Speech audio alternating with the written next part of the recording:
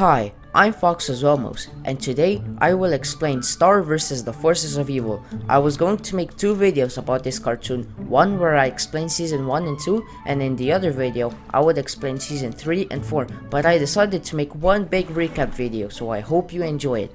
Season 1 came out on January 18th, 2015. This is Star Butterfly. She lives in a dimension called Muni, a world with humans and monsters. Her parents are the king and queen of Muni, which means that when Star grows up, she will have to be the queen. Star just turned 14 years old, which means her parents need to give her this magic wand. Now there's a lot of evil out there that want to have this wand, so Star needs to be really careful with it. Star's parents realize how chaotic she is, so they sent her to Earth with dimensional scissors. They give the principal a lot of money so she can go to school. The principal wants to have someone look over Star so she doesn't cause trouble, so he tells the safe kid Marco to be her Earth guide and look over her. After school, Marco's parents invite Star to come live with them. She accepts the invite and uses her magic wand to make her room. Sometimes Ludo and his monsters will come to attack Star and try to take her wand. And because Star has magic and Marco knows karate, Ludo never succeeds. Ludo lives in his castle with his monster army. His family lived in the castle, but he kicked them out because they were always hard on him. He wants the wand so that he can become a big boy. When Star got her wand, she also got this book of spells. It contains magic spells that have been mastered and written down by the previous owners of the wand. There's also someone that lives in the book, Glossaric. He's basically the guide for the book and he helps Star with her spells. Marco and Star become best friends, so her previous best friend Ponyhead gets jealous and tries to get rid of him. But then her dad comes and sends Ponyhead to St. Olga's reform school for wayward princesses, which is a school very similar to prison. Before Ponyhead leaves, she gives Star her dimensional scissors. After a few days, they go to the school and break Ponyhead out. But while they were doing that, Marco convinced everybody at the school to not follow the rules, which makes the principal Miss Haynes really mad. One day, Marco and Star are just chilling when Star's ex-boyfriend comes. This is Tom, the prince of the underworld, and he wants Star to go with him to the Blood Moon Ball, which happens every 667 years. Star agrees and goes with Tom, but Marco also goes because he's worried about Star. Star ends up dancing with Marco instead of Tom, which makes him very mad. Then one day, Ludo realizes how weak his monsters are, so he hires a new monster. This is Toffee. He looks like a dolphin, but he's actually a humanoid lizard creature. He becomes the new leader and tells his monsters to kick Ludo out of the castle. Toffee then kidnaps Marco and sends a fly to his house to tell Star that if she wants to see Marco again, she must give Toffee the wand. So she goes to the castle and gives Toffee the wand so he doesn't kill Marco. Toffee tells Star to destroy the wand with the whispering spell. Star does the spell and then a big explosion happens which kills Toffee and splits the wand into two pieces. Before Toffee died, his consciousness went into the green wand. Star saves Marco and they go home. Season 2 came out in July 2016. Ludo is out in the wild, lost, hungry and cold, but then he meets a spider and a bird that are now his pets. After a few days, Ludo finds the other piece of the wand that Toffee is inside. Ludo doesn't know Toffee is inside the wand. He thinks the wand is talking to him. Ludo manages to enslave an army of rats and makes an underground bunker. One of the monsters that used to work for Ludo discovers Ludo's cave, so he warns Star about Ludo and his new wand. Meanwhile, Star's spells are kinda broken, so she asks Glossaric for help. He sends her inside the wand and tells her that she must find the thing that is corrupting her spells. Star then discovers that her mom used to fight Toffee and finds his finger in the wand. Now this finger is very important, but Star does know that, so she puts it in her closet. Then Ludo attacks Star and fails. But while he was battling her, he saw the book of spells. Meanwhile at school, Marco is trying to ask out a girl he's liked for years, Jackie. But then Jackie asks Marco to come with her to the school dance. So they go to the dance, but Jackie's like, I should have asked you out on a date. Do you want to go on a date with me? So they go on a date, but that makes Star kinda jealous because, well, Star likes Marco. Not just like, she likes him. So she casts a spell using the book of spells to spy on Marco and Jackie. Star is currently in a graveyard with Jana. She's cool. And then Marco and Jackie fall off their skateboard and land in the graveyard. And then Ludo comes at the worst possible time and takes Star's book of spells. Now you see, Glossaric needs to help whoever has the book of spells, so he is forced to help Ludo. Star then prepares for Song Day, an old Muni tradition. Star needs to sing a song for Muni and everything goes well until this guy for some reason tells everybody that Star is in love with Marco.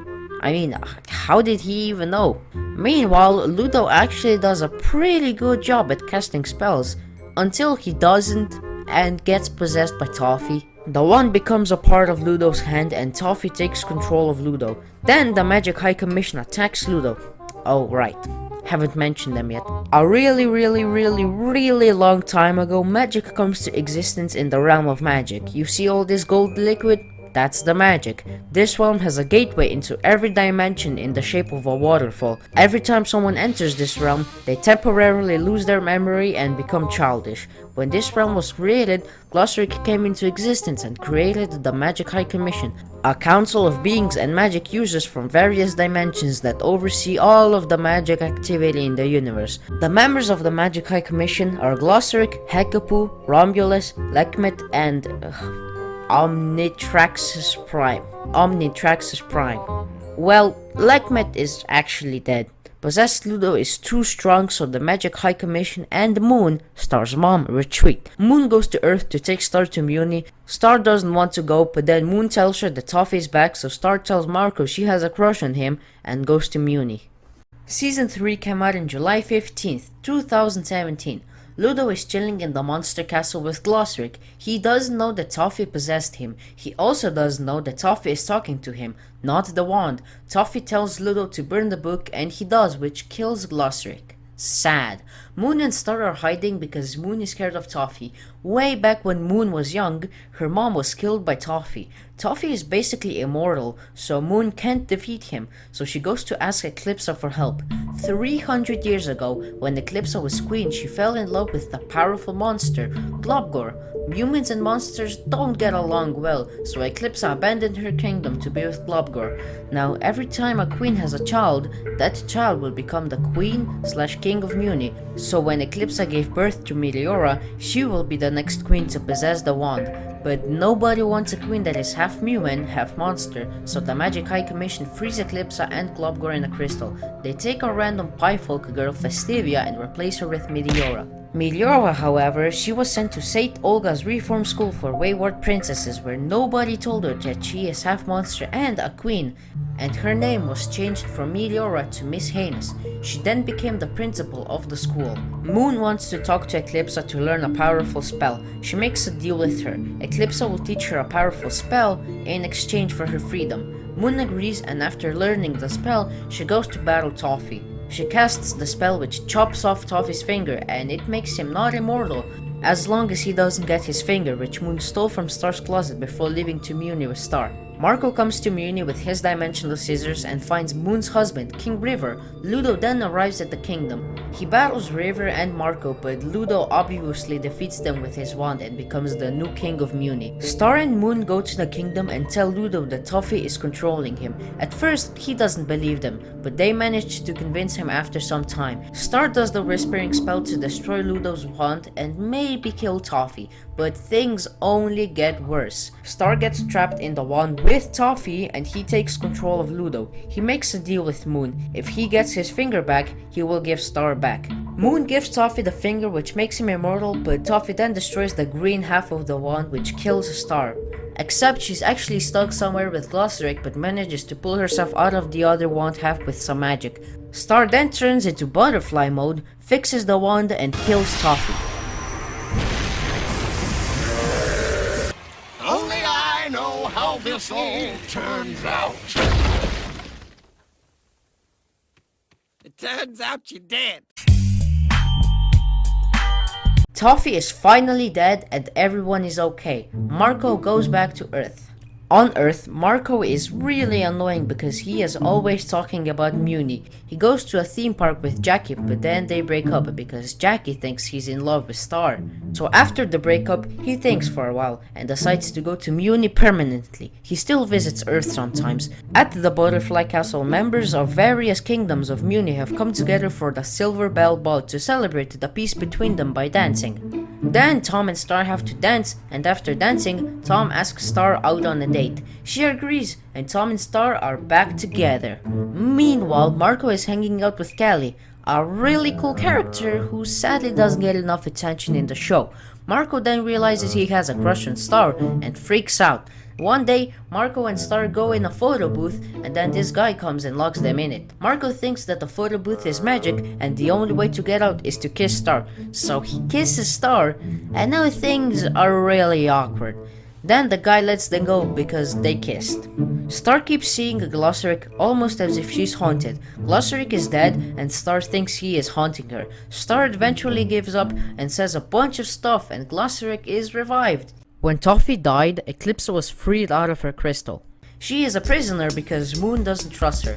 Everybody thinks she's really evil. After a few weeks, Miss Heinous finds out that she is Meliora and starts eating souls and becomes a big monster. She wants the throne of Muni because she thinks it should be hers. Also, if you're wondering how Meliora survived 300 years, she was consuming the youth of her students. Then Moon and Eclipsa team up to find Meliora. Eclipsa and Meliora talk until Meliora gets mad, so Moon attacks her, but Meliora is too strong, so she escapes to the magic realm, which is a stupid plan. Star finds out her mom is lost in the magic realm, so she starts looking for her. She finds Moon, but then she becomes Dum-Dum, so Marco and his group have to battle Meteora alone. He fails and gets his soul eaten. Meteora then starts destroying Muni and eats a bunch of souls, which makes her stronger. Star finally comes to her senses and teleports herself and Moon out of the realm of magic. Moon gets teleported somewhere random and no one knows where she is, and Star gets teleported to Muni and finds Meteora. She tries to stop her but fails. Then Eclipsa takes her wand. Now every time someone takes the wand, it changes, which is why the wand becomes an umbrella when Eclipsa takes it. Eclipsa turns Meteora into a baby and everybody gets their soul back. Eclipsa gives Star the wand, but she refuses. She thinks Eclipsa should be queen because it's unfair that she isn't queen. So Eclipsa is now the queen. She now lives in the monster temple and finds Globgor frozen in his crystal. Season 4 came out in March 10th, 2019.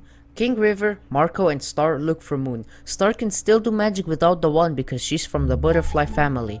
After a long time of searching, they find Moon, but her memory is messed up. But of course, she gets all her memories back after some time. Moon is kinda pissed that Star made Eclipse a queen, but she's fine with it. One day, Marco looks at cereal that Star spit out of her mouth and carries it around like a weirdo. He decides to tell Star how he feels. Tom is here too, and he realized that Star and Marco are cursed. Remember the Blood Moon Ball from Season 1? The thing that happens every 667 years? Tom wanted to take Star to the Blood Moon Ball so that their souls would be bonded forever, but Star ended up dancing with Marco instead, which means Star and Marco like each other because they're cursed. So Tom asks a family member for help, and he tells them about the Severing Stone. This enchanted rock can sever anything magical, physical, and emotional, so they all go to the deepest depths of the underworld and they actually find the stone. Star and Marco will lose the memory of the Blood Moon Ball, and in return the stone will sever their souls. Marco and Star do a little dance and boom! No more curse. Back on Muni, Glossaric is time traveling with baby Meliora. They travel a few hundred years back when the first humans arrived in Muni. 800 years ago, some humans found the earth well and went through it. They ended up in the magic dimension with a bunch of other wells. They end up going to the Muni well and end up in Muni where they meet Glossaric from the future. He makes the wand and gives it to them. Yeah, humans are actually humans.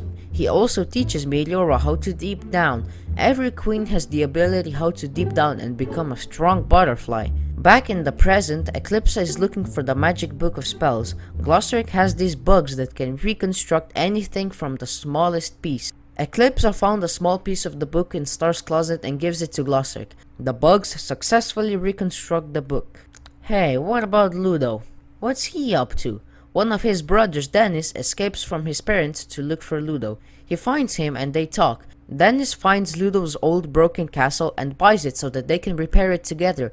Dennis shows Ludo the castle, but Ludo is really pissed. He's trying to forget about his past, but now that he has to live in this castle, he is constantly reminded of the past. Dennis is also mad because he was scammed by the person that sold him the castle. After some time, Ludo does the right thing and gets revenge on the scammer. He also reunited with all his brothers.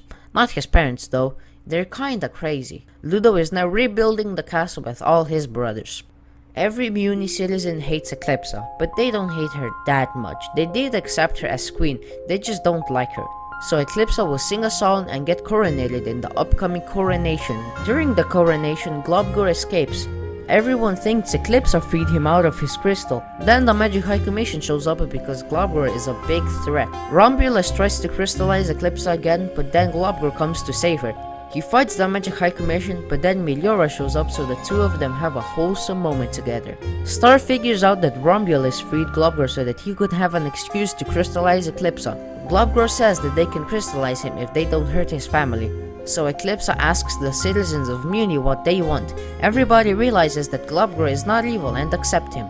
Also, Star has been trying really hard to convince everybody that monsters are really nice and not evil, but she never managed to convince anyone. Until now.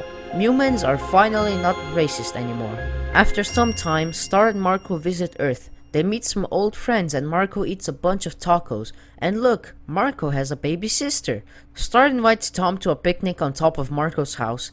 Tom then explains to Star that she and him, they're headed on different paths, and Tom wants a girlfriend that will also be his best friend, and Star's best friend is Marco. So yeah, Tom broke up with Star. He then tries to leave, but he can't get the portal working. Star also tries opening a portal, but she can't. The Magic High Commission blocked all interdimensional travel because something is happening in Muni. Something so powerful, the Magic High Commission is terrified. And that's saying something. Star, Tom, Marco, and Jana try to find another way to Muni. After a long time of searching, they find a well, the well that leads to the realm of magic. They enter it and end up in the magic realm. Remember how I said this one has a gateway into every dimension in the shape of a waterfall? They look for the Muni well, but they end up going dum-dum, except for Star. Marco tells Star that he loves her because he's dum-dum, but Star didn't get the effect yet and remembered Marco told her that. Then this unicorn finds them and sends them to Muni. Oh boy.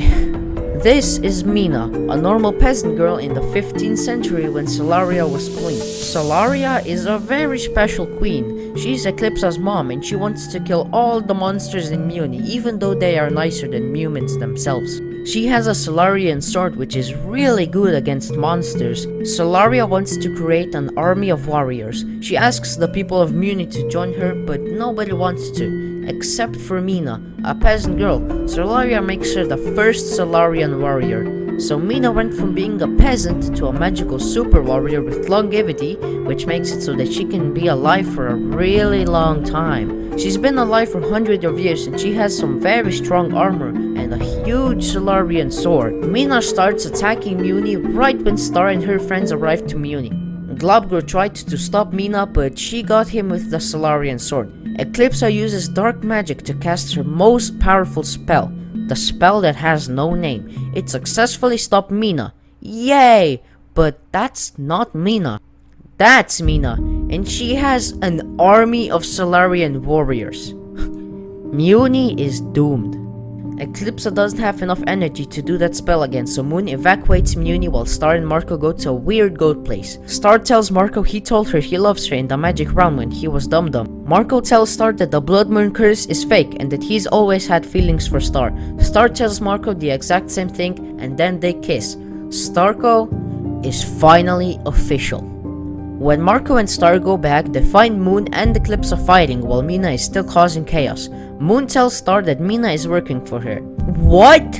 Traitor! She says she did it to stop Mina from doing anything worse and that she didn't tell Mina to attack hopeless civilians. Oh good. So I guess she's not evil. Moon then gets mad at Eclipsa because she still hates her. Star is mad at Moon and Eclipsa is just kinda disappointed. Moon says she will call off Mina and her warriors if Eclipsa surrenders. If she does, she and her family can live in any dimension other than Muni. If Eclipsa doesn't surrender, Mina will keep destroying everything. Eclipsa surrenders and Moon tells Mina and her warriors to leave, but Mina refuses, so Moon takes away the magic she gave them, but it doesn't work. Muni is so dead right now, there is nothing anyone can do to stop Mina. This is truly the end. Moon, Eclipsa, Star, and Marco run away to hide with Hekapu. Star gets an idea, the last option they have, destroying the magic. Star wants to go in the realm of magic and do the whispering spell. Magic has done more bad than good, so yeah. But if Star does destroy the magic, Marco will be on Earth and Star on Muni, and with no magic, they can't see each other. But it's the only way to save Muni, so Star and Marco go to the realm of magic. Marco eats pudding that Glossrig gave him, which makes him immune to the effect of the magic realm. Marco quickly gives the pudding to Star, then Moon, Meliora, and Eclipsa come to help Star. Marco gives them the pudding, and then they all deep down as they start doing the whispering spell. All the previous queens appear as ghosts in the background. The four continue chanting as Marco watches, and then the wand disappears, and the realm of magic starts falling apart. That's it. It's done. Star and Marco say their final goodbye. Star, Moon, Eclipsa, and Meliora go back to Muni. Star is heartbroken. She loves Marco too much to let him go and decides to go to Earth and be with Marco. When she arrives, Glossrig tells her that the Earth will close, but Marco is still here. As the magic realm slowly falls apart, Marco and Star hug until they wake up in their realms. Magic is now gone. No more wand. No more magic high commission. And no more Glossrig. All the monsters with the Solarian wound are no longer dying, and the Solarian warriors are nothing but weak, pathetic peasants. And all the queens don't have cheek marks anymore. Marco and Star are really sad. But then out of nowhere, in both dimensions, a portal opens up. Star and Marco both sprint towards it with all their strength. Marco takes Jackie's skateboard and Star keeps on running until BOOM! Earth and Muni are now cleaved. Marco and Star's bond was so incredibly strong, it caused Earth and Muni to become one. So Star and Marco are together again. This is amazing. Amazing characters and the best lore ever. I love lore! Also, Marco at the end got cheek marks for some reason. It's never explained why. If you wanna see this for yourself, you can watch it on Disney+. If you enjoyed this video, please leave a like and subscribe, and goodbye.